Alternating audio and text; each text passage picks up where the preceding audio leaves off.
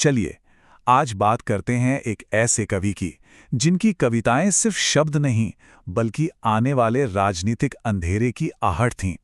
हम बात कर रहे हैं W.H. ऑडेन की और उनकी उस गहरी समझ की जो आज भी उतनी ही मायने रखती है जितनी तब रखती थी। ऑडेन की ये लाइन अपने आप में एक पहेली जैसी है। उसके दिनों की कैद में आज़ाद इंसान को प्रशंसा करना सिखाओ। सोचिए जरा, इसका क्या मतलब हो सकता है?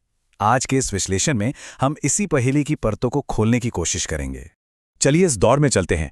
तारीख थी 1 सितंबर 1939। दुनिया दूसरे विश्व युद्ध की आग में झुलसने ही वाली थी और उस वक्त न्यूयॉर्क के एक साधारण से बार में बैठकर एक कवि उस अंधेरे की नब्ज पकड़ने की कोशिश कर रहा था। वो कवि थे ऑडेन और वो लिख रहे थे अपनी मशहूर कविता सितंबर 1, 1939। तो सबसे पहले बात करते हैं उसी चेतावनी की जो 1939 से गूंज रही है। हम देखेंगे कि कैसे उस दौर में लिखी गई ऑडेन की बातें आज भी हमारे लिए एक जरूरी सबक की तरह हैं। अब सवाल ये उठता है कि ये तानाशाही आखिर पनपती कैसे है। ऑडेन ने इसका भी विश्लेषण किया है अपनी एक और कविता में, और यहीं से शुरू होता है हमारा दूसरा हिस्सा, एक तानाशाह का विश्लेषण।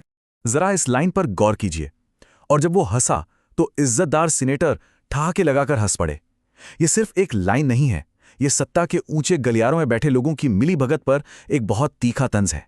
तो फिर उन सीनेटरों की हंसी का मतलब क्या था? ये कोई खुशी की हंसी नहीं थी, नहीं, ये तो ईमानदारी के पूरी तरह टूट जाने की आवाज थी। उनकी इज्जत बस उनकी कायरता पर एक पर्दा थी, जिंदा रहने की एक तरकीब जहां सच बोलने की कोई गुंजाइश नहीं थी। उनकी हंसी असल में तानाशाह के घमंड की एक खोखली गूंज बनकर रह गई थी। और फिर आती है ये दिल दहला देने वाली दूसरी लाइन, और जब वो रोया तो छोटे बच्चे सड़कों पर मर गए। यहां पर बात किसी तंज से बहुत आगे बढ़कर एक भयानक हकीकत बन जाती है। यहां देखिए कितना सीधा और खौफनाक रिश्ता है। जब तानाशाह हंसता है तो समाज के बड़े लोग अपनी नैतिकता की बलि चढ़ा देते हैं, और जब वो रोता है तो कमजोर लोग अपनी जान से हाथ धो बैठते हैं। मतलब एक इंसान का मूड आम लोगों की जिंदगी और मौत का फैसला कर रहा था। तो इसका मतलब क्या हुआ? मतलब ये कि तानाशाही सिर्फ एक तानाशाह के दम पर नहीं चलती, वो चलती है आम लोगों के डर से, उनकी चुप्पी से और उनकी आंखें बंद कर लेने की आदत से। ऑडेन हमें यही याद दिलाते हैं कि बुराई अक्सर कितनी आम और सम्मानित दिख सकती है। तानाशाह तो है, लेकिन समाज उसे पनपने क्यों देता है? यहीं से हम अपने अगले हिस्से पर आते हैं, हमारी सामूहिक नाकामियां। और इसे समझने के लिए हम वापस सितंबर 1, 1939 कविता पर चलेंगे। ऑडेन ने 1930s के दशक को कैसे देखा था पता है? उन्होंने उसे एक नीच, बेईमान दशक कहा था। एक ऐसा दौर जहां बड़ी बड़ी उम्मीदों ने आखिरकार दम तोड़ दिया था। ये उस वक्त की निराशा को दिखाने वाला एक बहुत ही डरावना सच है। ऑडेन के लिए ये जो जंग होती है ना, ये कोई बाहरी हादसा नहीं है। ये तो हमारे अंदर की ही कमजोरियों का, हमारी अपनी ही नैतिक और मनोवैज्ञानिक गलतियों का नतीजा है। तो इस संकट की जड़ें क्या थीं? ऑडेन ने गिनाया है इंसानी खुदगर्जी, समाज का मिलाजुला लालच और घमंड, सत्ता का नशा, ये चाहत कि सिर्फ हमें ही प्यार मिले, और राजनीतिक प्रचार का वो गढ़ा हुआ झूठ। यही वो सामूहिक गलतियां थीं जिन्होंने जंग को जन्म दिया। लेकिन क्या सब कुछ इतना ही निराशाजनक है? नहीं। ऑडेन सिर्फ बीमारी नहीं बताते, इलाज भी सुझाते हैं। और यहीं से शुरू होता है हमारा चौथा हिस्सा, कला की वो लौ जो उम्मीद जगाती है।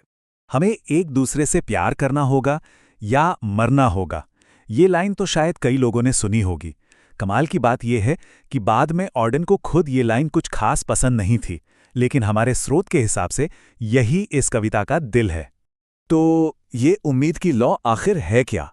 ये कोई बहुत बड़ी क्रांति नहीं है। ये बस एक इंसान का वो छोटा सा फैसला है, जब चारों तरफ अंधेरा हो तब भी सही रास्ते पर टिके रहना। ये नकारात्मकता और निराशा से भरी दुनिया में एक छोटी मगर बहुत जरूरी रोशनी है। तो फिर सवाल उठता है, एक कविता आखिर कर क्या सकती है? क्या वो जंग रोक सकती है? ऑडेन कहते हैं नहीं, सीधे सीधे तो नहीं, लेकिन वो उससे कहीं ज्यादा कुछ करती है। वो इंसानी भावनाओं को जिंदा रखती है, वो हमारे अनुभवों को मायने देती है, वो हमारी संस्कृति और यादों को शक्ल देती है, और उसके शब्द मौत के बाद भी जिंदा रहते हैं। और इसी के साथ हम आते हैं अपने आखिरी हिस्से पर, एक आधुनिक समाधि लेख। यहां हम ऑडिन की चेतावनियों को आज के दौर से जोड़कर देखेंगे। देखिए, ऑडिन की चेतावनी सिर्फ 1939 तक ही सीमित नहीं थी, वो आज भी उतनी ही सच्ची है। और इसी बात को दिखाने के लिए हमारे स्रोत में एक आधुनिक कविता दी गई है, जिसका नाम है एक आधुनिक शासक का समाधि लेख। जरा इस आधुनिक कविता की आखिरी लाइनों को सुनिए। क्योंकि सत्ता अपनी कविता मौत से लिखती है और जिंदा लोगों पर छोड़ जाती है इस तिलिस्म को तोड़ने की जिम्मेदारी। ये हमें बहुत गंभीरता से याद दिलाता है कि तानाशाही के खिलाफ लड़ाई कभी खत्म नहीं होती। और यहीं हम इस विश्लेषण को एक सवाल पर छोड़ते हैं। इस तिलिस्म को, इस जादू को तोड़ने के लिए आखिर क्या चाहिए? ऑडिन ने हमें इशारे तो दे दिए हैं, ईमानदारी, प्रेम और कला की उम्मीद। अब उस रोशनी को जलाए रखने की जिम्मेदारी हमारी है।